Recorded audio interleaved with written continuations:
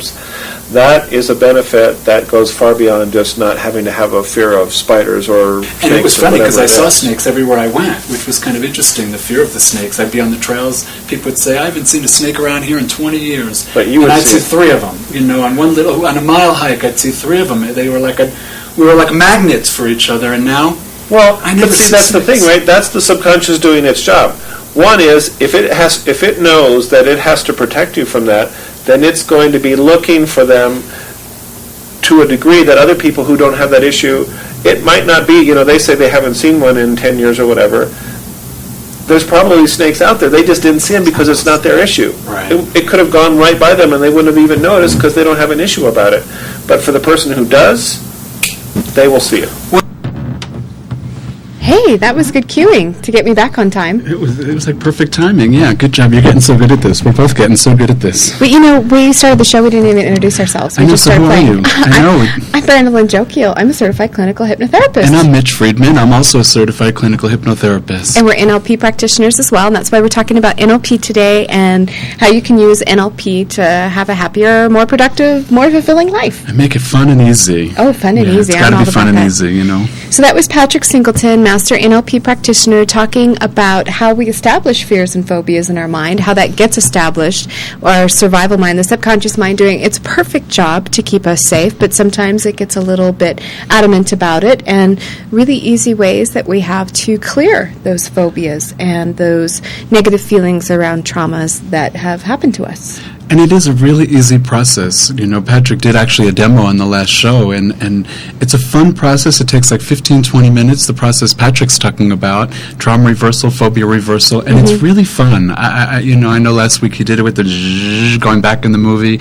I love it, and it works. It's worked so well for me and clients. What's been your experience with some of your clients? Do you have any great stories you could tell? I do have some great stories. The first one I'm going to tell is a family story, though. Oh, good. So Gabriella is 13. She's my daughter. And she never wants me to get close to her anywhere about hypnosis or anything. She's like, don't do that hypnotherapy stuff on me. She's 13, and I'm her mom, so of course. One day, it was probably a year and a half ago, she needed to go in and get a shot at the doctor, and oh boy, in the past, I remember when she was 4 and she had to get 3 shots. Dr. Bear, my apologies to you and your staff. They had to hold her down. Me and a nurse and then the doctor, and we held her down to get the shots. And talk about an initial sensitizing event or an ISE for not ever wanting to have shots again. So she was really nervous about it, and I said, hon, just sit down on the couch. I'm not going to put you in hypnosis. I'm not going to do an induction. Let me just, show you. Do you want to feel better when you go to the doctor about getting your shot? And she said, sure.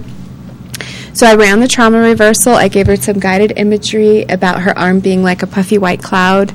And did you do that at the doctor's office or at No, home? I did home? it before we went. Okay. We just sat on the couch and did it. And she said, wow, I feel a lot better about it. And we went into the doctor's office. When they came up to give her the shot, she just closed her eyes, and that was it. And the really funny thing about this whole thing, I had forgotten that I even did that little session with her. And it was this last weekend. A girlfriend of hers was over, and Gabriella said, Tell Taylor what you do for a living, Mom. And so I told Taylor, and she said, really, that's so cool. And I said, yeah. And Gabriella said, well, she did it for once for shots, and I went right in, and all she talked about was puffy clouds. And I said, that's not what I did with you, because I forgot about the guided imagery, but all she remembered was puffy clouds and feeling good. All of the other stuff, the whole reversing of the movie and stuff like that, she had completely forgotten about it. When I reminded her, she said, oh yeah, but to her it was just this really nice experience of puffy clouds, and she went in and got her shot, and she was good. So that was one example for me that it was like, oh, okay, now we can go do this without having a scene and big drama before and afterwards. I know, really, it works so well for all that medical, needles, dentists, Yes. doctors, and I know I did, one of my first trauma reversals I ever did, like in real life when I got certified, was I had a client who had to do an MRI, and when he was doing his MRI, I guess he was already in it. This is before he had come to me, and somehow I've never done an MRI, but I've heard a lot about I it. have. Not And he somehow wiggled. I guess you're supposed to be really still. Oh, and you not have to be move, really not still. swallow, and It's a tiny it space. totally flipped him out. So he wiggled out, or tried to wiggle out, and obviously that wasn't going to work. So he came to me after that because he really needed to get it done, and we did one trauma reversal on it. Now he actually enjoys. He likes it. He likes the whole thought. And well, he loves hypnosis, but he is really good. He does MRIs, not all the time, but he does have them done, and it's worked really well for him. And he just goes. He doesn't give it a second thought. He goes and has his MRI done and stays inside, stays really still. So, yeah, that was really fun for me to do that on my first one and have such a great response. Excellent. I have also had a client who came to me about MRIs. He was undergoing cancer treatment and had to have an MRI about once a week. And he had to be drugged before he got in the MRI machine because of his responses. And this was interesting. He didn't have a lot of faith in the process. Like, he was kind of unsure that it would actually work for him, but he had suffered enough. He was desperate. He needed very motivated. He was very motivated. He didn't want to take the drugs. He really, he had a few judgments about himself as a person if he couldn't even just, relax through this MRI procedure. And that's what Patrick talked about on the film, right. that there can be a self-esteem portion that goes along with it, because the logical part of the mind knows this doesn't make any sense. I'm safe. But if the subconscious is keeping you at survival, you're not going to feel safe. So we did this process.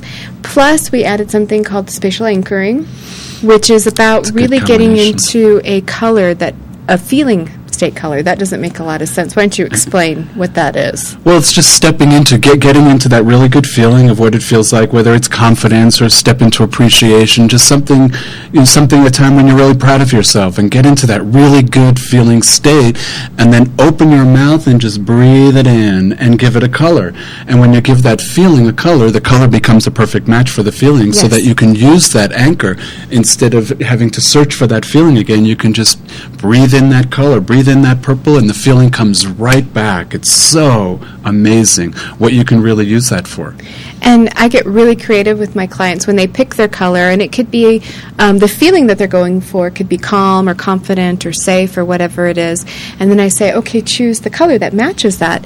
And they choose the color, and then we have fun in guided imagery, going through the doctor's visit and seeing that the doctor has that color shirt on, or excellent. Or that the patient or the client just puts that color through the doorway, and they walk into the room and they put the whole little medical bed, they color it that, whatever they'd like to do. I had one client who got into this so well. She had to have a little procedure done with on her skin, and she'd had it done before, and it had been a very unpleasant process. So we did the trauma reversal, we added the spatial anchoring, and her color was lavender.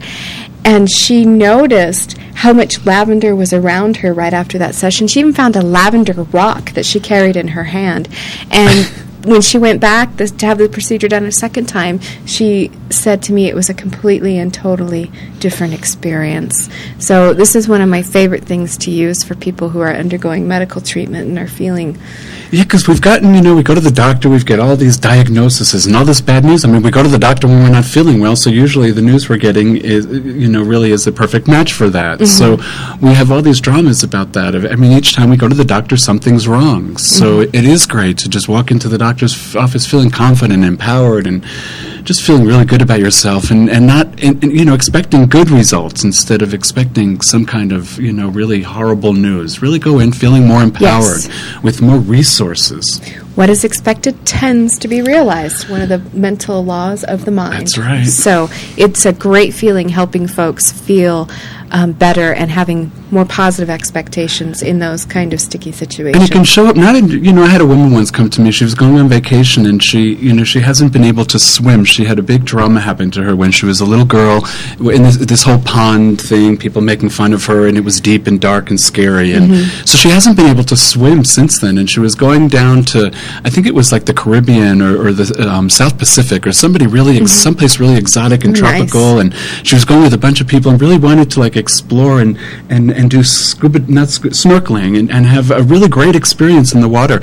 So we did the session, and we did one session. She was leaving a couple of days later, so I never heard back from her. And about 6 months later, I was in Santa Fe, and I was walking down Canyon Road, and I heard somebody screaming down the street, "I'm a swimmer! I'm a swimmer!" And I was thinking, wow, whoever that is a swimmer, and who knows why they're running down the street screaming that. And all of a sudden, I turn around, I feel this tap on my shoulder, and turn around, and it was her, and she's like, "I've been swimming!" She was so excited.